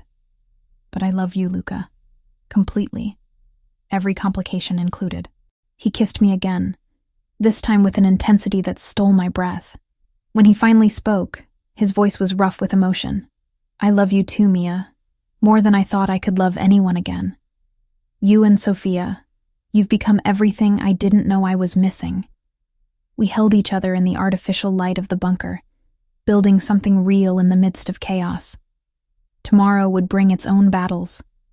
The triad war would continue. Threats would evolve. But we'd face them together now, not as protector and protected, but as partners, and that made all the difference. 6 weeks after that first kiss in the bunker, I woke to the sound of Luca's phone ringing at 5 a.m. We'd been sharing his bedroom for the past 3 weeks, though Sophia still occupied the guest room down the hall. The normality of it, waking up beside him, feeling the warmth of his body next to mine, still surprised me sometimes. He answered in Italian, his voice immediately alert despite the early hour. I watched his expression shift from sleep to sharp focus as he listened. When he ended the call, he was already moving, pulling on clothes with efficient speed. What happened? I asked, sitting up. They caught him. The third man. Mexican authorities found him trying to cross the border with forged documents. He's being extradited within 48 hours. The relief that flooded through me was almost painful. All 3 of them. Sophia can identify all 3, and now they're all in custody, which means Reeves can move forward with prosecution. This changes everything. He sat on the edge of the bed, pulling on shoes. It also means the triad's leadership will be making decisions about how to respond. They're losing a significant operation here, and they'll want to minimize damage. Is that good or bad for us? Depends on what they decide. Could go either way. He leaned over and kissed me. Quick, but genuine. Stay in the house today. I need to make some calls and meet with people. This situation is about to resolve one way or another. After he left, I checked on Sophia. She was still asleep, peaceful in a way she hadn't been 6 weeks ago. The therapy was working. The safety was working. Having structure and love and protection was slowly healing what trauma had broken. I spent the morning at the estate, working remotely while monitoring news channels for any mention of the arrest. Nothing public yet, but Luca had sent me a text confirming the extradition was proceeding smoothly. By afternoon, Reeves called with updates about trial preparation and timeline. With all 3 suspects in custody and Sophia's testimony secured, we're looking at trial within 8 weeks, he said. The defense will push for delays, but the judge is motivated to move this quickly given the high-profile nature of Webb's murder. And Sophia's safety during that time? Federal marshals will supplement private security. We'll coordinate with Luca's people to ensure comprehensive coverage. But Miss Harrington, I want you to understand something. Once this goes to trial, once Sophia testifies, there's no taking it back. Her identity as a witness will be part of the record, even with anonymity protections. People with resources can usually find what they're looking for. Are you saying she'll never be truly safe? I'm saying her safety will depend on the triad's organizational capacity after their leadership faces federal prosecution. If we dismantle them effectively, the threat diminishes significantly. If we only wound them, it could get worse before it gets better. The honesty was appreciated even if the reality was frightening. After the call ended, I found Sophia in the library, working on calculus homework, while Teresa brought her lunch. The 3rd man was caught, I told her. They have all 3 now. She set down her pencil slowly. So it's really going to happen. The trial. My testimony. Yes. Are you ready for that? I don't know if anyone's ever ready to testify against people who kill prosecutors. But Dr. Hawthorne says I'm psychologically prepared, and I want them punished for what they did. Not just to Mr. Webb, but for chasing us, for turning our lives upside down, for making me too scared to sleep for weeks. The anger in her voice was healthy, according to Dr. Hawthorne. Better than fear or helplessness. It meant she was reclaiming agency over her own story. We'll get through it, I promised. Together. That evening, Luca returned looking worn in ways that had nothing to do with physical exhaustion. He pulled me aside before dinner, his expression serious. I received a message from the triad's remaining leadership. They want to meet, discuss terms for de-escalation. That sounds positive. Maybe. Or it's a setup for retaliation. Either way, I have to go. This is how these things get resolved. Through direct conversation between leadership. Fear spiked through me. When? Tomorrow night. Neutral location, public enough for safety but private enough for sensitive discussion. I'm bringing Romano and Vincent. They're bringing their own security. There are rules for these meetings, protocols both sides honor. What if they don't honor the protocols? His jaw tightened. Then it becomes a different kind of meeting. But that's unlikely. They're weakened right now. They need peace more than I do. The question is, what they're willing to offer to get it. The next evening felt endless. Sophia and I had dinner without Luca. Both of us too anxious to eat properly. Teresa tried to distract us with stories about her grandchildren, but nothing could fully alleviate the tension of knowing Luca was meeting with people who'd tried to kill us. At 9:30, headlights swept across the front windows. I heard car doors, voices, footsteps. Then Luca entered the house with Romano and Vincent flanking him. His expression was cold in ways I'd never seen before. Not angry exactly, but something harder and more dangerous. Is Sophia asleep? He asked without preamble. In her room. What happened? Conference room. Now. I need you to hear this while I still have clarity. The conference room was off his main office, a space used for business meetings I was rarely part of. Romano and Vincent were already there when we entered. Luca closed the door and stood at the head of the table, hands braced against the surface. The meeting went as expected initially, he began. They proposed cessation of hostilities in exchange for reduced testimony from Sophia. They wanted her to identify only the trigger man, not the other 2. Said it would be in everyone's best interest to limit the scope of prosecutions. You said no, I guessed. I said Sophia's testimony wasn't negotiable.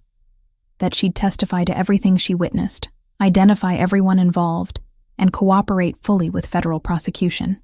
They didn't like that answer. What did they do? His eyes met mine, and I saw something in them that made my breath catch. The leader, a man named Jian Shu, suggested that if Sophia's testimony couldn't be limited, perhaps Sophia herself could be. He called her a loose end that needed resolution. The room went silent. The casual way Luca relayed it didn't hide the threat underneath. "What did you say?" My voice came out steadier than I felt. I made it clear that any action against Sophia, any threat to her existence or well-being, would result in total war. Not skirmishes or targeted hits. Complete dismantling of every triad operation in this region. I listed their businesses, their properties, their key personnel. Made it clear that I have the resources and intelligence to destroy them utterly if they pursue this path. Romano spoke up. Boss was very convincing. Left no room for misunderstanding. "How convincing?" I asked, though I wasn't sure I wanted the answer. Luca straightened. Jianshu pushed back. Said I was protecting one witness at the expense of peace. I explained that Sophia isn't just a witness. She's family under my protection. That attacking her would be attacking me directly, which has consequences he couldn't afford. And then? Then he made a mistake. He laughed and said family was just a word. That I'd give her up eventually when the cost got too high. So I showed him what the word actually means to me. The way he said it made my skin prickle. "Luca, what did you do?" I broke his hand. Not all the bones, just enough to make the point clear. His security moved, my security moved. It could have escalated into real violence. But Jinshu called them off. He understood finally that this wasn't negotiation with flexibility. This was me drawing a permanent line. I stared at him, trying to process what I was hearing.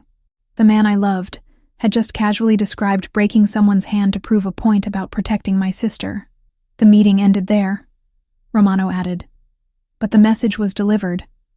The triad knows that Sophia is untouchable, that any move against her brings down their entire operation. Will they honor that? I asked. They'll have to, Luca said, because I also made calls after the meeting. I have allies in the Russian organization, connections with the Albanians, even some understanding with Cosa Nostra. I made it known that Sophia Harrington is under collective protection, that anyone who harms her makes enemies of multiple organizations simultaneously. The triad can't afford that kind of unified opposition. The scope of what he'd done, the power he'd leveraged, the violence he'd committed, it all crashed over me at once. This was the reality of his world, not the careful control he showed at home or the patience he demonstrated with Sophia. This was the brutality that kept him powerful and feared. I need air, I said, standing abruptly.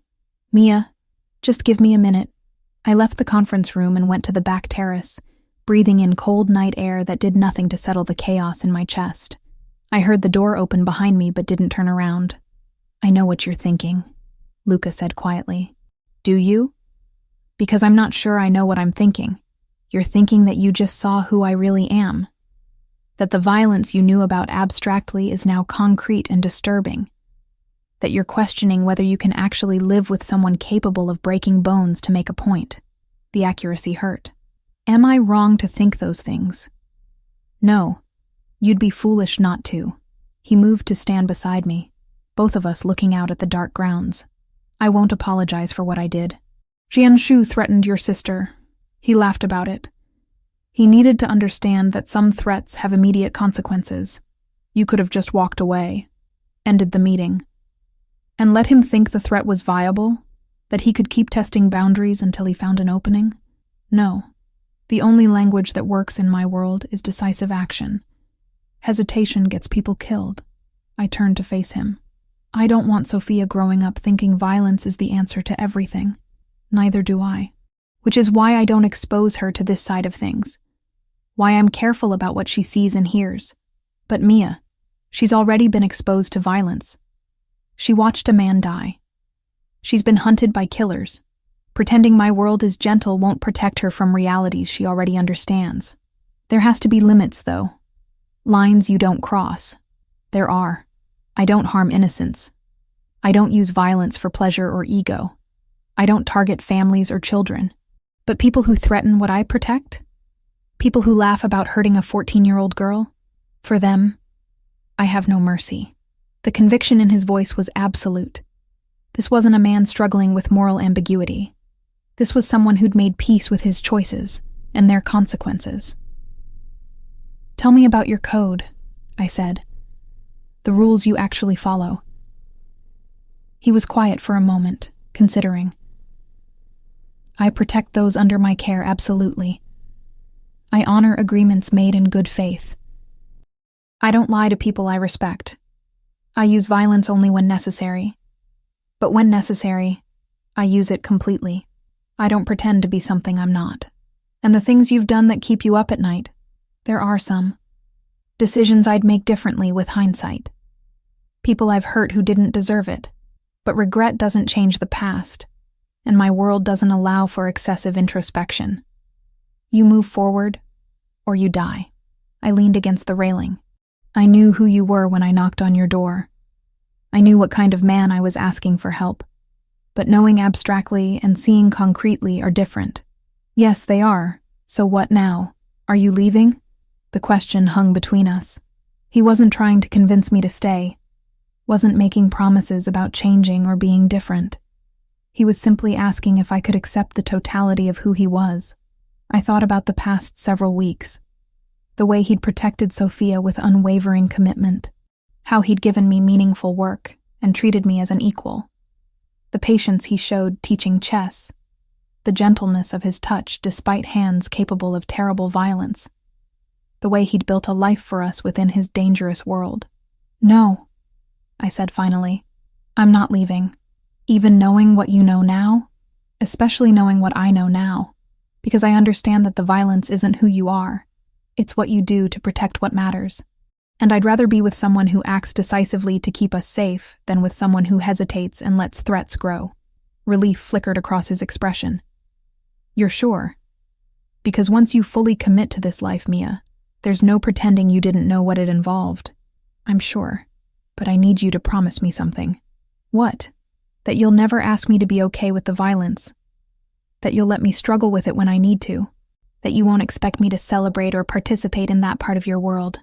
I promise. Your conscience stays your own. I'd never ask you to compromise it. I moved into his arms and he held me tightly. I love you. I said against his chest. All of you. Even the parts that scare me. I love you too. More than I knew I could love anything. His voice was rough. Thank you for staying. We stood like that for a long time, the cold air wrapping around us while we held each other. The next day would bring its own complications. The trial would proceed. Life would continue in all its complicated reality. But we'd face it together, with clear eyes about who we were and what we'd accepted. When we finally went back inside, Sophia was waiting in the hallway. She'd heard enough through the door to understand what had happened. Is everything okay? She asked. Luca knelt to her level. Everything is okay. You're safe. The triad won't bother you again. You have my word. Because you hurt someone? He didn't lie to her. Yes, because I made it clear that hurting you has consequences they can't afford. She processed this with the seriousness it deserved. Thank you for protecting me, even when it means doing hard things. Always, Sophia. That's what family does. She hugged him then. This 14-year-old who'd seen too much and understood too clearly. And I watched the most dangerous man I'd ever known hold my sister with infinite gentleness, and knew I'd made the right choice. This was our life now. Complicated and imperfect, and built on foundations most people would never understand. But it was ours, and it was real, and it was worth everything it took to protect it. 8 weeks after the confrontation with the triad leadership, I stood outside the federal courthouse watching Sophia walk up the steps beside Luca. She wore a navy suit we'd picked out together, her blonde hair pulled back in a professional bun that made her look older than 15. The video deposition had been scheduled for today, her testimony captured in a secure room with only essential personnel present. Reeves met us at the entrance, his expression conveying both confidence and concern. She ready? As ready as she'll ever be, I said, though my stomach was in knots. The deposition room was smaller than I'd expected, with cameras positioned to capture Sophia's testimony, while keeping her face obscured from any recording that might be shown in court. A technician explained the voice modulation system that would protect her identity even further. Throughout it all, Sophia remained remarkably composed, her hand occasionally reaching for the stress ball Dr. Hawthorne had given her. Luca and I sat in an observation room where we could watch through one-way glass, but not interfere. I gripped his hand tightly as the prosecutor began asking Sophia to describe the events of that October night. She spoke clearly and without hesitation. Yes, she'd witnessed the murder of Marcus Webb. Yes, she could identify the 3 men responsible. The portraits she'd drawn were displayed, and she confirmed each one with specific details about distinguishing features.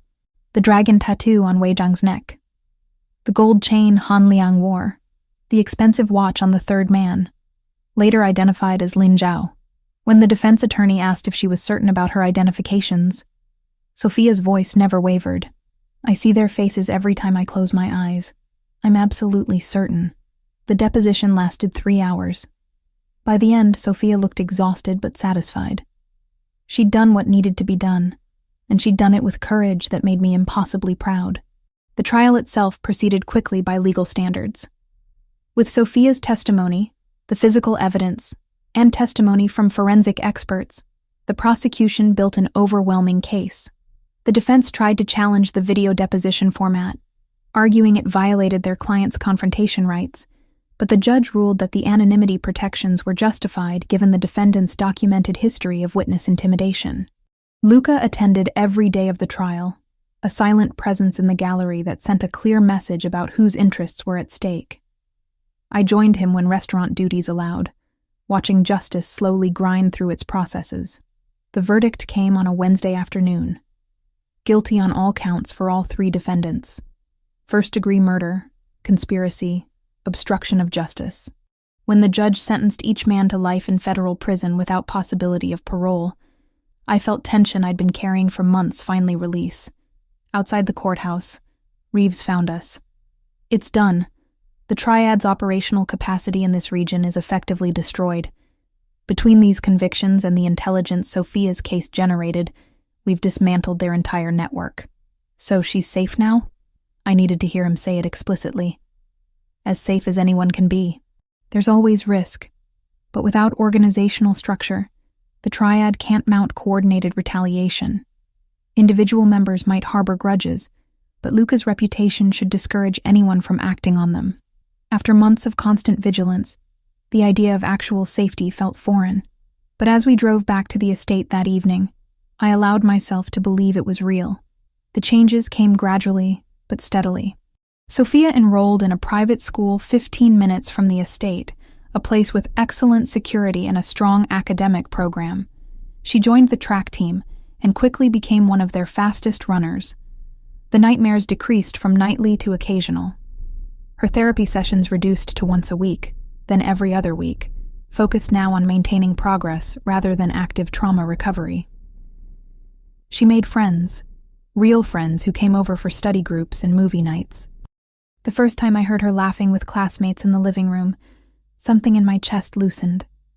This was the teenage experience she deserved, the normalcy we'd fought so hard to reclaim, and the people she'd left behind weren't forgotten. Reeves crafted a clean transfer story for her old school, family relocation, nothing that invited questions, and her coach received a brief note from a guardian explaining she'd be off the roster for the season. Sophia wrote to the 2 friends she trusted most, vague on details, but honest about needing distance. Their replies were simple and fierce, and that closure let her step forward without feeling like she'd abandoned her life. Her relationship with Luca evolved into something beautifully uncomplicated. She called him by his first name, but treated him with affection that was unmistakably familial. He helped with her math homework, attended her track meets, and had opinions about which colleges she should consider even though she was only 15. The dynamic was natural, organic, built on genuine care rather than obligation. One evening at dinner, she casually mentioned that her friends thought Luca was her dad, and she hadn't corrected them because it was easier than explaining the complicated truth. "Does that bother you?" Luca asked carefully. "No, it's kind of nice actually. Having someone who acts like a dad, even if that's not technically what you are." She pushed food around her plate. "My real dad left when I was 3. I barely remember him. You've been more of a father in 5 months than he was in 3 years. I watched Luca process this, saw the emotion he tried to hide. I'm honored you think of me that way, Sophia. Good, because I'm going to need someone to teach me to drive in a few months. And Mia is terrible at parallel parking. The easy deflection into humor was so perfectly teenage that we all laughed. My relationship with Luca became public knowledge gradually. First among his immediate staff, who noticed us arriving together, leaving together, the casual intimacy of long-established couples. Then among his business associates, who saw us at restaurants and social functions as a clear unit. Finally among the broader organization, where the news that Luca Ravellini had a serious relationship spread through networks I'd never fully understand. The reactions were mixed but largely accepting. Some of his older associates were skeptical about me, this outsider with no family connections or criminal pedigree. But my success with Bella Vista earned grudging respect. Numbers spoke louder than bloodlines in business circles.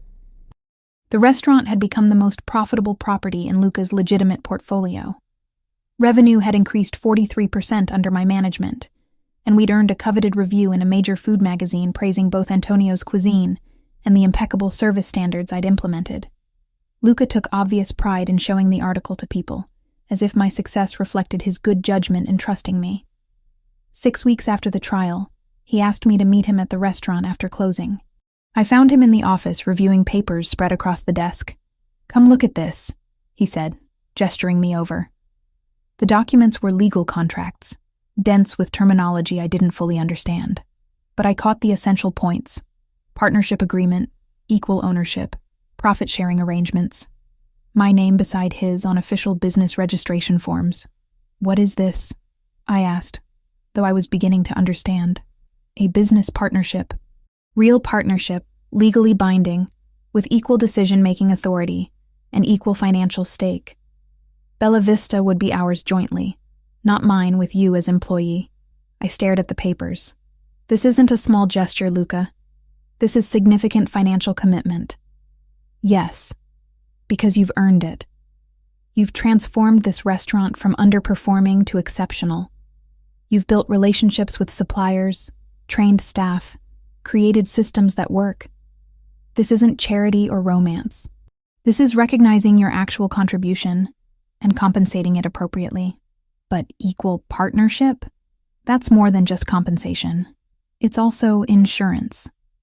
If something happens to me, if my world catches up in ways I can't control, you need independent financial security. This restaurant, legally half yours, provides that. You could run it without me. Sell your share if needed. You'd have real options beyond dependence on my protection." The practicality of it moved me deeply. This wasn't a romantic gesture. This was him genuinely ensuring I had autonomy and security regardless of our relationship. "I accept," I said, "as your partner, in business and everything else." His smile was worth everything. We signed the papers that night, witnessed by Romano and Teresa, making it official. I was no longer just the woman Luca Ravellini protected. I was his business partner, his equal in this venture, someone with agency and power in my own right. Our relationship settled into patterns that felt sustainable. We lived together openly at the estate. We made decisions jointly about everything from Sophia's education to restaurant expansion plans to how to handle various business challenges. The dynamic was genuinely partnership, built on respect and trust, and the foundation we'd established through crisis.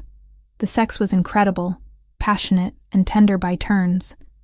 But what surprised me more was how comfortable the mundane parts were. Grocery shopping together, arguing about what to watch on television, the boring intimacy of shared life that meant more than grand gestures.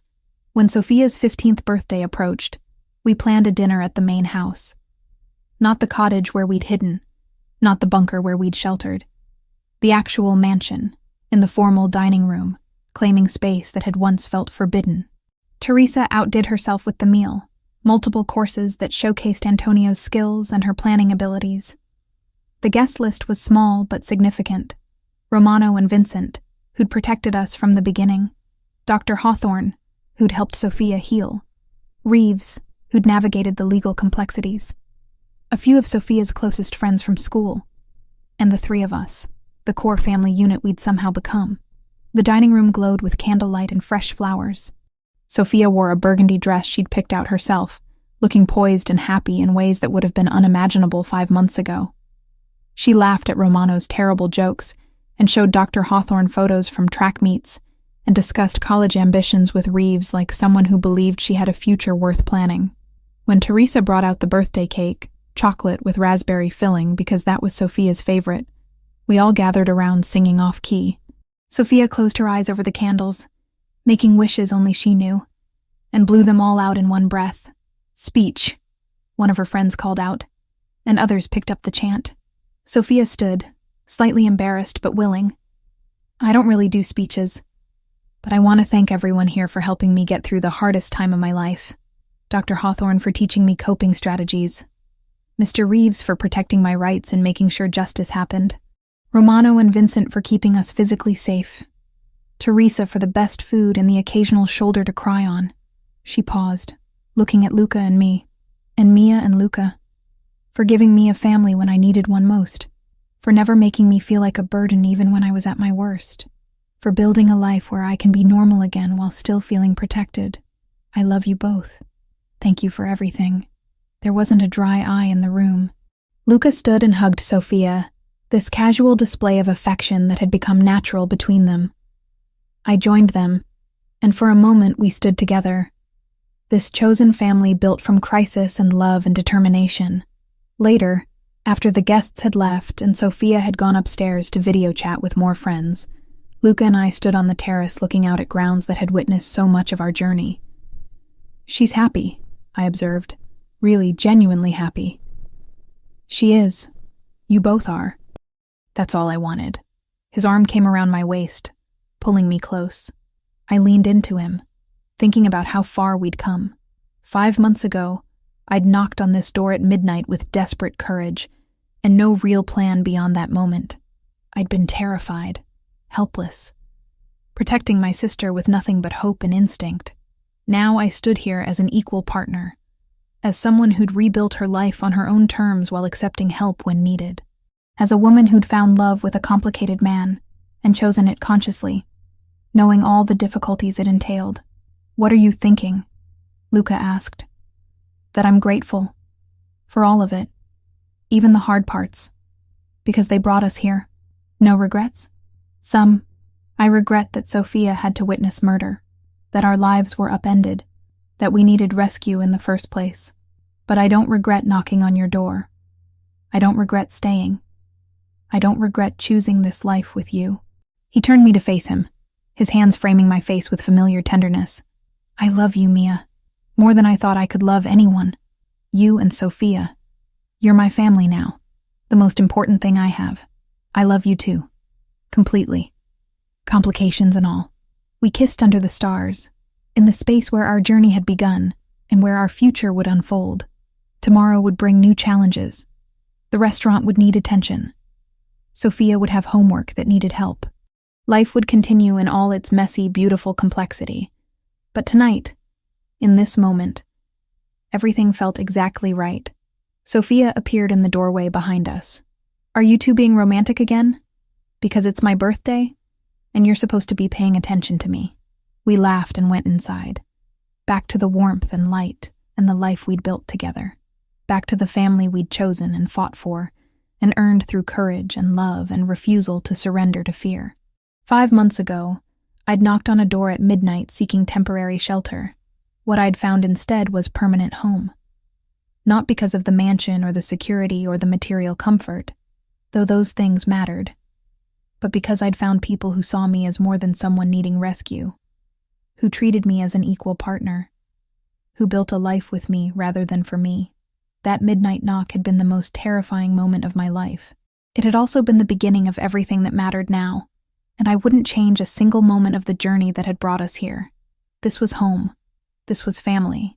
This was the life we'd built from desperation and determination and love that refused to be limited by circumstance, and it was more than I'd ever dared to hope for.